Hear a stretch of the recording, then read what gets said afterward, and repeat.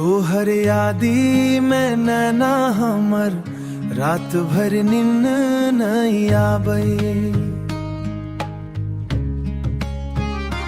दिल के पीरा के कहब केकरा, तोहर बिना मन घबराबै। चांदनी रातो सुना लागै, तारा सब फीका पड़ जाई।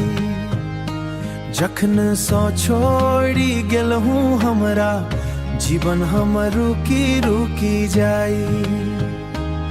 तोहर बिना ए सजनवा सांसियो भारी लागे। दिल रोए चुपे चापे के तोहरे गुनगुनाबै। तोहर बिना ए सजनवा सब सपना टूट गेल।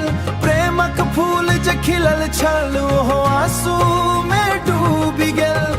राह तकैत अखिया थाकल, पैर रुकल दरवाजा पर। एक बेर आबी क देखू की हाल भे आछी दिल पर। तोहर कसम नहीं बिसरल हूँ पहिला प्रेमक वो बात। आहाँ बिना अधूरा लागै, दिन होए वा होए रात। तोहर बिना ए सजनवा सांसियो भारी लागै। दिल रोए चुपे चापे के तोहरे गुनगुनाबै।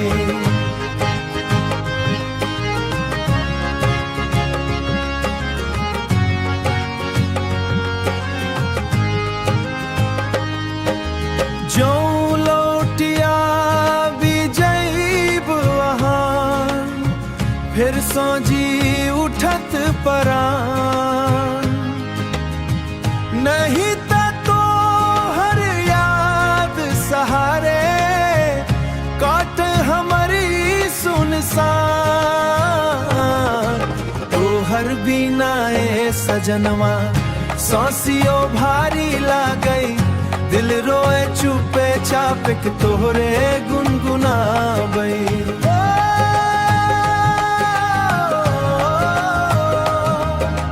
नाम तोहरे गुनगुनाबै।